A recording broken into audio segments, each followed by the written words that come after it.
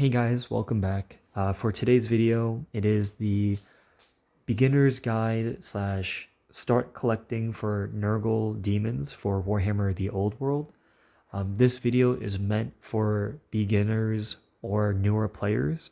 So some of the options, I guess more experienced players may disagree or debate about. Again, this is just meant to be a foundation for novices to start getting their toes wet for this specific army, as it does play very differently than other Warhammer Fantasy armies. So to review this real fast, before I go into depth for the units, the war gear, more of their analysis, I'm going to explain the army rules real fast. For Nurgle Demons, so every unit you see in front of you, in combat, any sixes to hit you has to be rerolled. So this is incredibly huge, as it basically means any unit that has poison attacks will most likely not get it against a Nurgle unit. So this, in some sense, makes your army quite tanky and more resilient, as they have to actually wound you now. So every unit you see in front of you has that. Then the other, I guess, iconic army rule for Chaos Demons is they all have minimum a 5-up ward save. This ward save is conditional though. Against anything magical, you get no save. So it can feel like you're very tanky, but once you start playing, you'll realize against characters and wizards, you have to play a bit more cautious, as anything they roll to wound is just going to take off wounds. Then the third one is demonic instability. We do not actually flee. Chaos demons crumble differently than the undead. So you're going to roll a leadership check, and basically the difference of combat resolution, you add that to the leadership. That's how many wounds you're going to take. So before I go into depth, I'm going to go over what you're looking at. So this is 1,000 points of Nurgle Demons. We have a Nurgle Demon Prince on foot, a Nurgle Herold. That's the hero choices. Then we have, for core, 5 Nurgle Furies, 20 Nurgle Plaguebearers, and 3 Beasts of Nurgle. So this is the 1,000 points. It is 1,000 points exact. And again, this is meant to be a good foundation to try out the Nurgle Demons. And then once you get a couple games in, you can start branching out. Nurgle Demons do have a lot of synergies, and I'll explain a little bit about that, but the more you look into the army book, the more you'll see it. So we're going to move on to the first character model, which is the Nurgle Demon Prince. So guys, here is the Nurgle Demon Prince. We're going to go over a little bit of the wargear options he has, his overall stat line, and how to kind of play him. So he's going to be rocking base 210 points. And for this beginner guide, all we're going to give him is the Mark of Nurgle, of course. Again, this rerolls 6 to hit. Then we're going to give him heavy armor, which is 6 points. He will then have level 2 for either demonology, battle magic, or dark magic. Then he'll have the Aether Blade. So his stat line is quite impressive. He is weapon skill 7, initiative 7. He does come with 5 attacks at strength 6 and toughness 5. Why the prince is so unique is he has the special rule chaos armor. What this means is, even as a wizard, he can still take armor, which is quite significant. So it allows him to be a caster, but also a combat monster. The chaos armor also gives him a 4-up actual ward save. So as I mentioned previously, the whole army has this conditional 5-up. No, the Demon Prince here has a real 4-up ward, which is incredibly tanky. Even though he only has 4 wounds, after all the games I've played, those 4 wounds at a 4-up go a long way. So why do we give him the Aether Blade? The Aether Blade ignores all armor saves. So you're going to get to see how much he can actually kill on his own. It's quite substantial.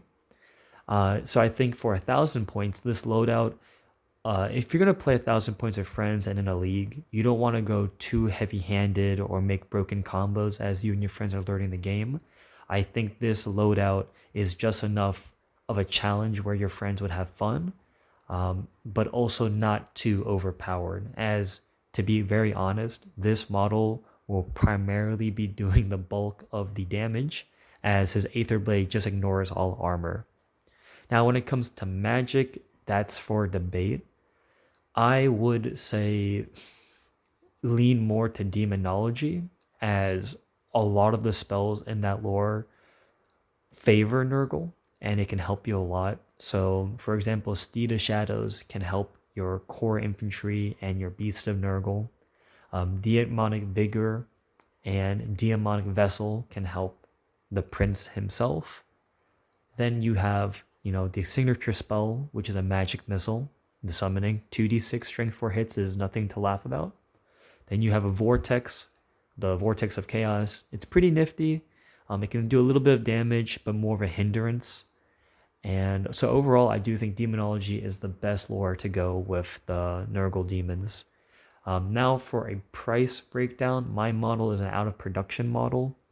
I would say a Demon Prince is a ogre size model. Now you could go with GW, but the price range I'm gonna say for a Demon Prince, if you're buying from Reaper Miniatures to GW, I'm gonna make it an estimated $50 to $85. I think that's a very reasonable amount to purchase a Demon Prince model.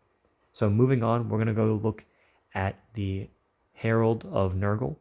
So the Herald of Nurgle is quite cheap, and in this army he is going to help substantially because he's given the gift Spoilpox Scrivener. What the Spoilpox Scrivener does is anything within his command range that is Demonic Alignment Nurgle, which is the whole army, gets to reroll ones to hit. So this makes all of your Beast of Nurgle units, your Prince, your Furies, and even the Plaguebearers hit way more reliably. And this model in particular is no slouch in combat either. He comes with weapon skill 5, 3 attacks at strength 5, 2 wounds only unfortunately, but he does have a regen save. So he's a 5 up ward save and a 6 up regen. So he does seem to be tankier than most generic heroes. Then the second wargear we're going to give him is Death Heads. It's just a nice little shooting attack he has. It's 10 points, range 12. The nice thing about it, it's strength plus 1. These guys are strength 5 base. So strength 6 minus 1 for multiple wounds D3. You could reliably shoot an annoying 2 wound, let's say, Rattling Gun team, or let's say even another hero. In 1,000 points, a 2 wound hero would have to be careful because strength 6 is quite incredible. And range 12, it's pretty good. So the Demonic Herald is here mainly to buff the army and to start showcasing what I mentioned earlier, the synergy of Nurgle. And model cost wise, this is again a conversion from an old first edition model. I would say if you're going to buy the Spoilpox Scrivener, you can buy the official GW one. Or if you have a spare Plaguebearer model, you simply make him a bit more grotesque and put a few scrolls in his hands. Or find an alternative model. So I'd say cost-wise, this model should be between, on the cheaper end of just a basic conversion, $10 to maybe $30, depending if you buy the GW from a secondhand store. So moving along, we're looking at the first core choice for the army, which is 20 Plaguebearers. Now, I'm going to be very honest with you guys. This unit is just here primarily for theme and the core attacks. Plaguebearers do not hit hard. If you maybe get some of the demonology spells onto them, maybe. They're here more for being that quote-unquote anvil. So this unit is quite durable. They are toughness 4. Only 1 attack apiece, but they are poisoned. And they have that 5 up ward and a 6 up regen. So these guys can actually stay a while longer than most basic infantry, and in my games they can even hold up relatively well to some special choices. So this unit primarily is for either escorting characters, holding objectives, As you go further into Nurgle, you can, when I mentioned all the synergies, you can make this a bunker to hold a couple heroes actually. So then it's a point denial unit. Where what I mean by that is the more points you put into this block, the more the enemies have to engage it. And like I said, they are quite durable, and the more characters you put into it, the harder it is to shift them. I think they're one of the units in the old world who you can kind of lean more into the infantry. I know in this edition, infantry definitely is missing something. They are a little bit overpriced, but I do think Plaguebearers are one of the few units that can stay and keep up in this new faster paced edition, or more of this Warhammer edition. Cost wise, these are again the first edition metal Plaguebearers. I'd say for a modern kit from GW on secondhand markets, I'm gonna call this unit probably $50. I think that's a very reasonable cost to assume. Again, you can do some 3D prints to get it cheaper, or just some alternate models as well from different companies. But I would say you're looking around $50 for 20 of these guys. So not bad, and they do look good on the tabletop. Moving on to the next core choice we have are 5 Furies with the Mark of Nurgle. This unit is quite cheap, 70 points, and I want this to be included in the army. It can show the newer players the versatility demons have. So these Furies are, I think, one of the best units in our codex. They are only 12 points apiece before any marks, and what they bring to the table is they have Vanguard and Fly 8. So what this means is when the game first starts, these guys can move 8 inches up immediately, and then if you go turn 1 first, they're marching up to 16. So these guys are very mobile, they cover a lot of ground, and with their special rule, they have Furious Charge, which means on the charge, these guys have 2 attacks apiece.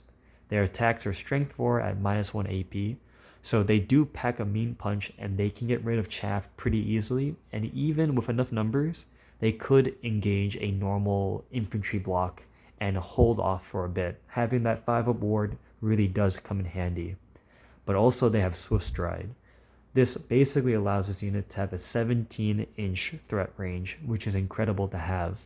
And with the Mark of Nurgle, these guys, again, 6s to hit being rerolled, they are surprisingly a little bit durable. Unfortunately, being toughness 3 is a little bit rough, but we can't have everything, you know. If they were T4, I would say they were undercosted. So cost-wise, I'd say these are the old Marauder Harpy models actually, but you can easily find 5 Flying Gargoyles or Furies. I'd say the price you're looking at is easily 25 to 50. If you buy the GW plastics from Warcry, they're definitely more expensive, but if you find some Reaper miniatures or alternatives, I would say that's the price. So 25 to 50 is I think a good amount to have. So we're going to move on to the last unit for this 1,000 points, the Beast of Nurgle. So the last choice is a special choice, and it is the Beast of Nurgle. There are 3 of them here, and I do think for beginners, this gets you a nice feeling of what Nurgle is known for, their durability. These guys are 62 points apiece. They are quite expensive.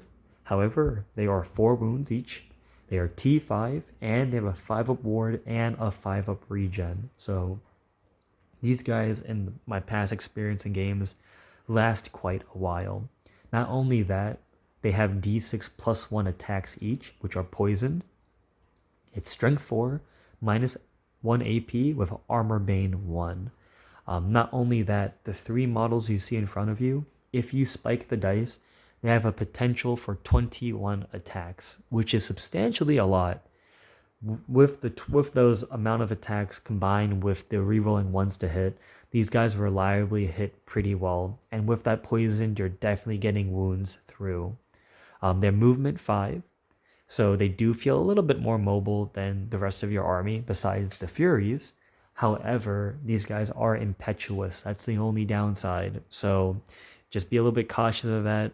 You fail that impetuous test and they have to charge and get out of position. They could be swamped by the enemy. The only thing that also is very nice on these guys is they have 2 special rules. One of them is Slime Trail, which means if you charge their flank or their rear, you get no combat bonuses. They just are so slimy, you just can't get it.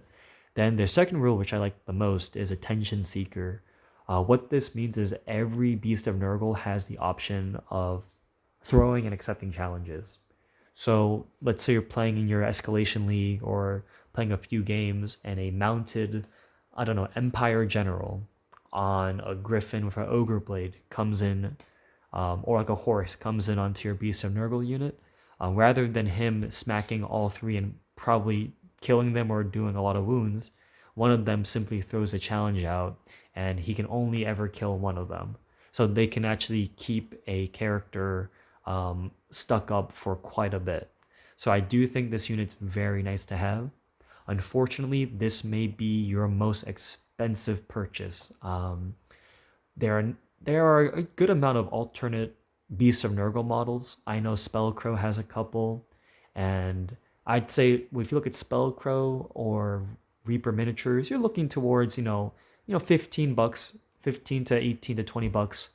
If you're looking to GW, you're looking for a single Beast of Nurgle like easily $40 to $50 depending on the seller. So I'll be generous here and just say expect, depending on the model you want, to pay maybe $50 to $100 for this unit.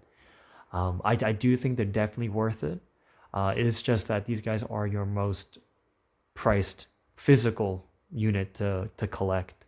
And again, these are the first edition medals. So if you want to find them, eBay is your best bet, or some Facebook sites. But I will warn you, these guys are quite sought after and can be pricey. So guys, that's all the unit analysis and more in-depth of their war gear and some options. So if we kind of tally up how much this army should cost, let's just say again generously, the Plaguebearers would be 50, Demon Prince being 50, the Herald maybe being 10, but if you add the Furies, let's say 50 there, and then the Beast being 100. Let's say, so to get this whole army, I'd say you're looking around, depending on alternatives or GW, $200 to $300, which it does seem like a bit. However, this is quite a bit of models. 1,000 points gets you quite a lot. So I do think it's not bad, considering back then start collecting usually costed maybe 120 bucks, give or take. So 200 bucks, 300 is more leaning to you guys spending it all on actual GW miniatures. Again, I think the Beasts of Nurgle are the ones that tip it a little bit pricey, but 200 to 300 bucks for a starter army is kind of in line with the new battle forces GW has been releasing for Warhammer the Old World. I'm going to go over some just very basic deployment methods, and then that should cover everything for this start collecting and basic guide for Nurgle Demons. So guys, for a basic deployment real fast, I have the army spread out like this. So just imagine this is your deployment zone. I would say always keep your Plaguebearers in the center. That's because you probably have the Herald with the rerolling ones to hit bubble. The Prince can actually join the unit because he is an infantry, or you can keep him out. Being movement 6, he is quite mobile and 360 line of sight. So in some matchups, depending on your opponent, it's better to be by yourself and then move up with them. Maybe get some charges and get some nice little flanks. And because he's the caster, you don't want him tied down to the bunker in case you do miscast. You may actually hurt more of the Plaguebearers because the miscast table is magical, which means anything that hurts this unit just kills them. So I'd say Plaguebearer block in the middle, up to your discretion. The Prince can be in the unit or by himself. Then I'd have the Beast of Nurgle, still on the flanks, but close enough to get benefits from the rerolling ones to hit. It's the Furies that have a lot more options. These guys I would put on either this flank or the opposite flank. Again, just depends on your opponent and what they're bringing. That's because they'll be vanguarding up 8 inches. And now, I think they should be, if you deploy 24 inches away, there's only 12 inches gap left. So they could get a first turn charge if you go first. So that's how you kind of should be playing with your, beginner army. And I do hope this guide helps newer players with, some basic analysis, some basic deployment tactics. And for cost wise, I do think the army is relatively cheap, because pushing this army to 2K is actually not that much more investment. If people show enough interest, I wouldn't mind having another video explaining how to take this army and bringing it up to 2K. But I hope you enjoyed it. It was fun kind of going over my first real love for Warhammer the Old World, my Nurgle Demons. I haven't played them as much as I would have liked to, but I did definitely get all of the practice I needed to in the initial first months of it. But yeah, I hope you guys enjoyed the video. Please like, comment, and subscribe if you enjoyed the content. And if you want any more guides for demons in particular, please let me know.